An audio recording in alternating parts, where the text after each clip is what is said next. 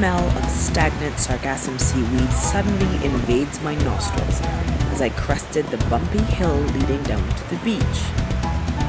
But that didn't appear to bother the crowd at the Bay Tavern in Martins Bay, St. John.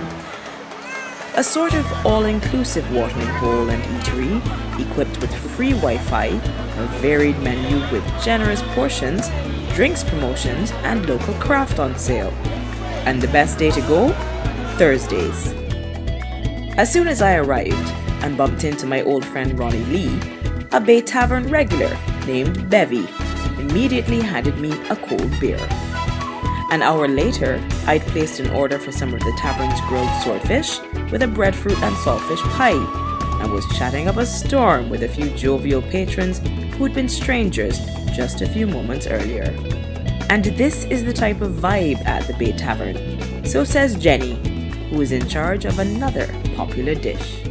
Our specialty is spare ribs and pig heels and fish cakes. And we are here on Thursdays from about 9:30 till about 8 o'clock at night. So what sells the fastest, Jenny? The spare ribs? The fastest seller is the spare ribs and chips. Everybody just dive for those spare ribs and they can't seem to get enough. That mean your hands sweet. So yeah, so we have a great time down here. It's a lot of fellowship. You get time to breathe and enjoy good food and good unity together. These British tourists had driven all the way from Sunset Crest on the west coast for a part of the Martins Bay action.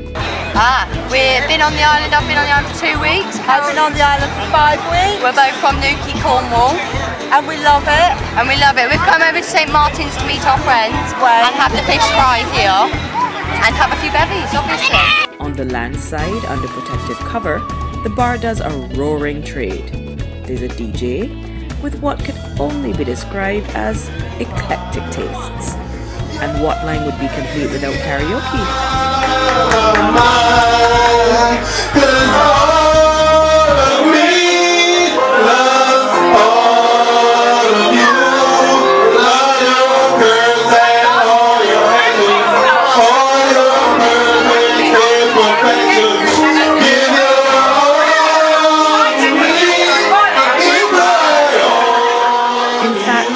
This particular tribute was by a group of Caribbean aircraft handling employees who had been paying their last respects to a colleague who'd been buried a few hours before.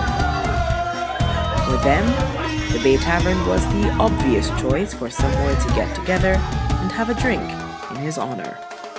Overseeing all this simultaneous action is Junior Gittins, one of the Bay Tavern's managing directors. Key focus is making local food more palatable wherever possible so we can cut down on the import costs. Your people used to live off this food before, and we try wherever possible to focus on the menus that the older generation used to eat and bring it in tune with how the youngsters will try to make it palatable to suit them. So run down the menu for me. How you started and then what you have today. Everything we started with trial and error, but it wasn't much error because once we tasted it, it tastes good to us, guaranteed.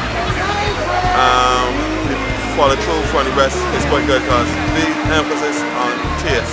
Once we make it palatable to us, guaranteed that somebody else is going to like it better than us. So on Thursday, I don't know how it gets so because we open 7 days a week and you can get snapping 7 days a week, but I guess the mature element of the crowd prefer a quieter situation than queue in the community. So they tend to focus more down here where they can get a nice seat, sit down and enjoy the nice breeze. He is clearly proud of the establishment, which is celebrating 10 years in operation, and he's particularly pleased with his almost legendary grilled red snapper. While my friends Ronnie and Anthony Lee were discussing the difference between the Bay Tavern's inside food, like my grilled swordfish and breadfruit pie, and outside food, like Jenny's spare ribs and barbecue pigtails, it was obvious the couple and their friends were quite at home there. And clearly, so are some of the other characters that pass through the Bay Tavern. So I'm not sure what you'll be doing the next time you're across country, but if it's a Thursday, I know I'll be at the Bay Tavern. I'm Katrina Marshall. Bye for now.